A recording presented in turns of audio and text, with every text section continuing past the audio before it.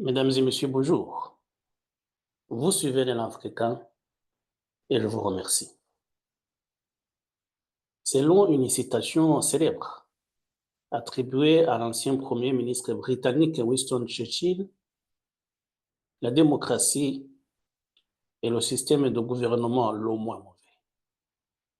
Il voulait dire qu'aucun système n'est parfait, mais que parmi tous les autres qui existent, la démocratie peut être et le plus préférable. Si je parle justement si j'évoque ce sujet de la démocratie, c'est que je voudrais revenir un tout petit peu au Niger, au Sahel. Parce que, comme vous l'avez sans doute suivi, il y a eu une cérémonie qui a attiré l'attention du monde entier à Niamey, où le président du Conseil national pour la sauvegarde de la patrie, le CNCP, le général Abdelrahmane Tiani, a été officiellement investi comme président de la République. Il s'agissait, selon les autorités officielles du Niger, de mettre en exécution les recommandations issues des assises nationales du mois de février 2025.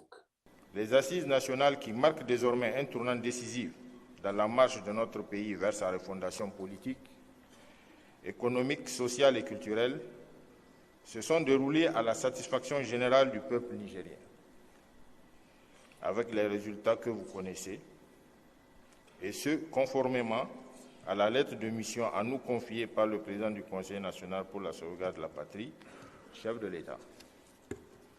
Aussi, nous relevons, pour nous en féliciter, le résultat du travail abattu avec célérité par la Commission nationale. Cela a permis de déposer dans les délais un rapport final exhaustif qui traduit les légitimes aspirations de notre peuple à travers des résolutions et recommandations dont la mise en œuvre permettra de changer radicalement le visage de notre pays. Mais ce qui a retenu l'attention surtout, c'est que ces résolutions s'inscrivent dans ce qu'il convient d'appeler le retour à un ordre très antérieur, ça veut dire avant l'avènement de la démocratie au Niger. Beaucoup estiment d'ailleurs que le président Abdourahmane Tiani est en train d'installer un pouvoir personnel, autocratique à Niamey. Et quand on voit effectivement ces résolutions des assises nationales qui viennent maintenant d'être officiellement d'être entérinées, ça converge dans un même sens, celui d'installer un pouvoir personnel du président Tiani. Commençons d'ailleurs par les dites assises nationales. Les assises nationales ont eu lieu à Niamey, bien sûr, du 15 au 20 février 2025, le mois dernier. Et il s'agissait de discuter de la manière la plus propice de refonder le pays. Justement, maintenant, il n'est plus question de transition au Niger, on parle de la refondation. Et quand on voit même la composition de ces assises, le panel qui était à Niamey, bon, on dit que les consultations ont commencé début 2024 pour voir comment organiser les dites assises nationales. Et après, les assises nationales qui ont eu lieu étaient composées essentiellement des gouverneurs régionaux,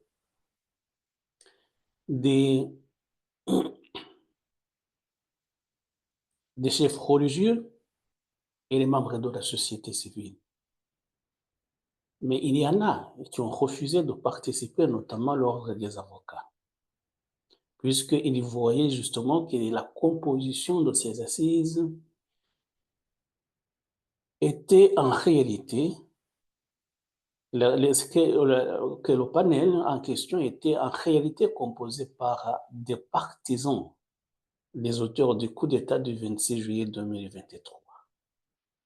Donc, c'est des sympathisants qui ont été choisis pour qu'ils viennent discuter dans un même sens afin de prendre des résolutions favorables, bien sûr, aux auteurs du coup d'État. Et donc, les résolutions qui viennent maintenant d'être entérinées allaient, dès le départ, dans le sens de ce que voulaient les auteurs du coup d'État du 26 juillet 2023. Et à commencer par une touche personnelle. Bien évidemment, comme on dit, charité bien ordonnée commence par soi-même. Et le général Tiani, la première des résolutions, c'est de féliciter le général Tiani pour l'action qu'il est en train de mener au Niger. Et pour cela, de général de brigade, il a été nommé général d'armée, qui est le grade le plus important dans la hiérarchie militaire au Niger. S'il existait par exemple, comme dans d'autres pays, le grade de maréchal, le général Tiani aurait été nommé maréchal.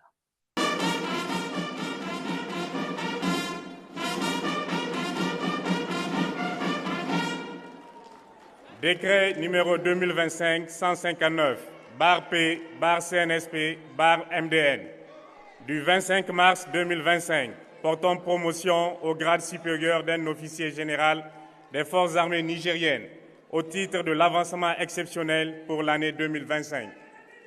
Le président du Conseil national pour la sauvegarde de la patrie, chef de l'État, après avis du Conseil supérieur de la défense nationale, décrète, article 1er, est promu au grade supérieur au titre de l'avancement exceptionnel l'officier général des forces armées nigériennes dont le nom suit pour compter du 25 mars 2025. Au grade du général d'armée, le général de brigade Abdourahmane Tchani, matricule OASM. Article 2. Le ministre d'État, ministre de la Défense nationale, est chargé de l'application du présent décret qui sera publié au journal officiel de la République du Niger. Donc là, c'est pour une touche personnelle. Alors que normalement, quand on a fait un coup d'État, cela est considéré comme un crime et on devrait être sanctionné pour cela. Bien sûr, ça n'arrive pas souvent puisque quand on a fait un coup d'État qui a réussi, ça veut dire qu'on détient le pouvoir et personne n'a la possibilité de vous poursuivre.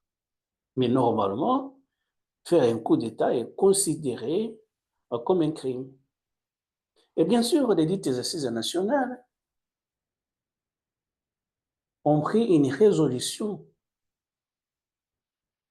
amnistiant les auteurs du coup d'État. Ça veut dire que cela, non seulement ne constitue pas un crime, mais que tous ceux qui ont fait le coup d'État ne seront jamais poursuivis puisqu'il y a une mesure les amnistiant. Voilà. Et le tour est joué. Et à la fin de la fondation, de la période de refondation, tous ceux qui ont participé au coup d'État du 26 juillet 2023 auront la possibilité de se présenter aux élections. Donc, ça veut dire que pour le Nigérien, ce sont plutôt des héros. Et pourquoi pas? Je n'ai rien contre cela. Ce sont peut-être des héros parce que je ne veux pas revenir sur les raisons qui ont amené à la prise du coup d'État, à la prise du pouvoir par l'armée nigérienne, au renversement du président Mohamed Bazoum. Ça, ce sont des raisons politiques internes auxquelles je ne viens pas revenir aujourd'hui. Mais je considère tout simplement, c'est un constat, que les auteurs du coup d'État, au lieu d'être considérés comme des gens qui ont participé au renversement des institutions démocratiquement établies, sont considérés maintenant comme des héros et doivent être félicités pour cela. Ce n'est qu'un constat. Mais quand même, ça peut être inquiétant si d'autres forces dans d'autres pays pourraient tenter la même chose. Ça veut dire que les institutions démocratiques dans tous les pays seraient plutôt menacées. C'est ce que je voulais dire justement. Je parlais de la composition de ce panel, de ces assises nationales. Mais avoir les résolutions qui ont été adoptées et qui sont maintenant entérinées, comme je le disais, on voit que ça converge dans le même sens, celui d'installer un pouvoir autocratique. Commençons justement, on a parlé de cette histoire de considérer le général Itiani comme un héros national, mais je veux dire qu'il y a des points qui attirent l'attention. Premier point, la durée de la période de transition, qu'on appelle maintenant refondation. Ça veut dire le général Itiani qui vient d'être déclaré publiquement investi comme président de la République a un mandat de 5 ans, qu'il s'est lui-même octroyé. Il n'a pas été élu. 5 ans, ça veut dire de 2025 jusqu'en 2030. Et ce sont 5 ans renouvelables. Ça veut dire qu'on peut aller jusqu'au-delà de 2030 sans passer par des élections. Puisque lui et ses compagnons qui ont fait le coup d'État l'ont considéré comme cela. Les raisons évoquées, évidemment, qui sont réelles, ce sont des raisons de sécurité. Donc, si des raisons de sécurité en 2030 l'exigent, la période de refondation va être prolongée. 5 ans, c'est beaucoup long. 5 ans, ça fait un mandat dans plusieurs pays. Après les élections. Et là, c'est un mandat que les militaires viennent de s'octroyer comme cela et personne ne trouve rien à dire. Donc, c'est la durée de la période de transition. Au cours de cette période de transition, seuls les militaires au pouvoir auront normalement voix au chapitre. C'est eux qui pourront faire tout ce qu'ils veulent. Puisqu'il faut qu'on se le dise maintenant, le débat est quasi inexistant au Niger. On a instauré une sorte de pensée unique. Vous le savez d'ailleurs, depuis la prise du pouvoir par les militaires en 2023, on a assisté à des manifestations de soutien aux auteurs du coup d'État. On n'a jamais vu des manifestations condamnant le coup d'État. Et pourtant, il y a eu des tentatives. Il y a des gens qui soutenaient le président Mohamed Bazoum qui ont également voulu organiser des manifestations pour condamner le coup d'État. Mais ces manifestations ont été empêchées. Les manifestations qui sont autorisées au Niger, ce sont des manifestations de soutien au pouvoir. On en voit beaucoup ces derniers temps. Et je disais donc que les militaires ont la voie libre pour faire tout ce qu'ils veulent, puisque d'abord, c'est un système de pensée unique qui a été installé, mais également puisqu'il n'y a plus de parti d'opposition. Le général d'armée Abdraman Tiani a signé ce jour, mercredi 26 mars, une ordonnance relative aux partis politiques. Au terme de cette ordonnance, les partis politiques sont dissous. Il n'existe plus de partis politiques au Niger. Toutes les formations politiques ont été abrogées. Il y a un décret qui a été signé ce 26 mars 2025 dans ce sens. Et évidemment, ça faisait suite aux résolutions des assises nationales de février 2025. Donc, il y a cette sorte de pensée unique à laquelle on avait déjà assisté, mais il y a maintenant ce fait qu'il n'y a plus de parti politique au Niger. Donc, le débat pourra se faire au sein du pouvoir. C'est comme l'ancien système de parti unique. Sauf que là, même le parti unique n'existait pas. Il y a le pouvoir militaire qui est en place, et pour longtemps. Et ce qui m'a étonné justement après l'abrogation des partis politiques, c'est l'absence de réaction de la part des politiciens nigériens. Il y a quand même des gens qui étaient au sein du système politique de Mohamed Bazoum. Il y avait des opposants, bien entendu, mais il y avait également des gens qui soutenaient Mohamed Bazoum. Il avait été élu. Et donc, des gens qui ont participé à sa campagne, des gens qui ont participé à son élection, tous ces gens-là, silence radio, ne disaient rien. Il n'y a pas de réaction. J'ai essayé de chercher partout pour voir des gens qui réagissent contre la décision de supprimer les partis politiques au Niger. Il n'y en a pas. Pourquoi? Parce que déjà, au Niger, après le coup d'État, les partis avaient été suspendus. Mais c'était une mesure de suspension, ce n'était pas une mesure d'abrogation. Ça veut dire que, effectivement, beaucoup d'observateurs disaient que le système politique au Niger était devenu pléthorique. Il y avait 172 partis au Niger. Ça fait beaucoup. Mais quand la Constitution l'autorise, pourquoi pas? Et voilà donc, il y a tout d'abord le général Tiani qui vient d'être promu au grade le plus élevé dans la hiérarchie militaire. Il devient président de la République pour 5 ans renouvelables. Il supprime les partis politiques. Et tout son pouvoir est fondé sur un texte rédigé par les Assises nationales. Et oui, il y a une charte. Et le général Tiani dit que cette charte a une valeur constitutionnelle. Une charte qui a été rédigée par ses partisans. Ce n'est pas une constitution.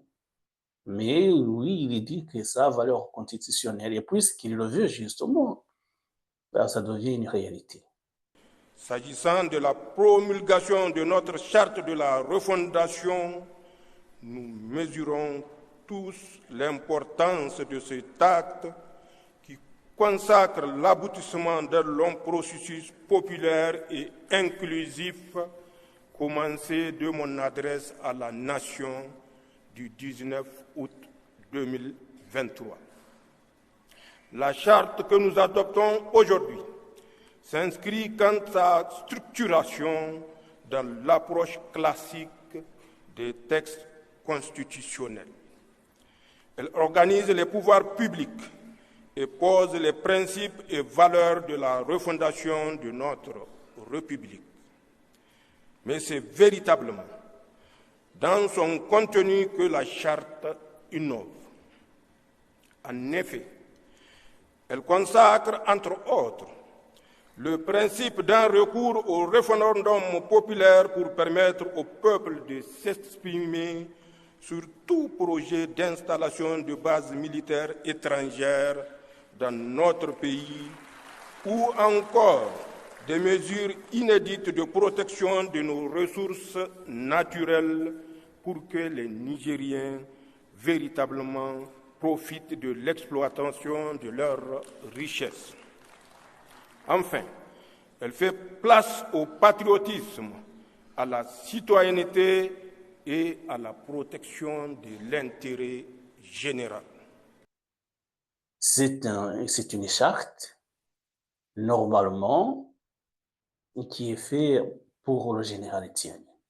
Et voilà, c'est pour cela que nous estimons que ce qui se passe au Niger est tout sauf démocratique. Le pouvoir militaire vient en réalité d'enterrer la démocratie. Est-ce que ça va durer longtemps?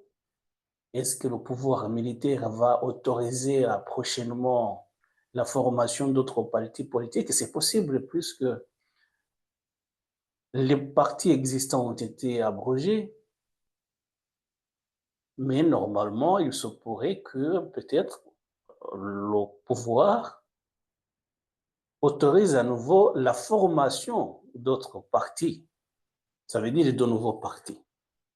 Mais dans le contexte actuel, même si les partis étaient autorisés, ça veut dire que les gens qui soutiennent le pouvoir auraient la possibilité d'entrer dans cet espace politique maintenant qui est hermétiquement fermé. Et donc, ce qui est inquiétant, nous disions au début que la démocratie, peut-être que c'est un système qui n'est pas parfait, mais c'est le moins mauvais système de gouvernement. Et là, on assiste à l'avènement d'un autre système qui est susceptible de connaître des dérives. Quand on a un pouvoir sans partage, il y a le risque d'en abuser. Et c'est ce qui est inquiétant au Niger. Puisque maintenant tout le monde dit qu'il y a les libertés individuelles ont été fortement réduites après le coup d'État du 26 juillet 2023. Pourquoi? Parce que si vous allez dans le sens contraire à l'ordre établi, vous êtes considéré comme un traître. Et là, justement, vous encourez des conséquences fâcheuses. Parce que vous savez, là-bas, il y a un climat hostile, d'abord à ceux qui sont considérés comme, avec raison peut-être, les gens à considérer qu'il y a des puissances étrangères qui veulent le renversement du pouvoir de Niamey. Il y en a, on parle de la CEDEAO, on parle des anciennes puissances, de l'ancienne puissance coloniale qui est la France, mais également des États-Unis et d'autres puissances. Et donc, puisqu'il existe cette hostilité extérieure, lorsqu'il y a quelqu'un qui veut être libre, s'exprimer librement, il est considéré comme étant de connivence avec ces puissances étrangères qui sont hostiles au pouvoir nigérien. Et donc aujourd'hui, nous voulions évoquer ce sujet, faire un constat que la démocratie est enterrée au Niger. On ne sait pas si elle va ressusciter, on verra. Mais pour l'instant, le pouvoir qui est en place, c'est un pouvoir sans partage du général Tiani et ses proches. Les libertés fondamentales, individuelles, se réduisent fortement comme une peau de chagrin.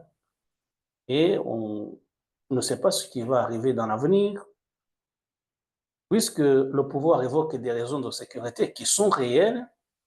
Est-ce qu'ils vont pouvoir, je parle des autres, est-ce que les militaires au pouvoir attendront la fin de l'insurrection dans leur pays pour revenir à l'ordre démocratique? On ne sait pas. Et puis on ne sait pas même aujourd'hui ce qu'ils pensent, quels sont leurs projets.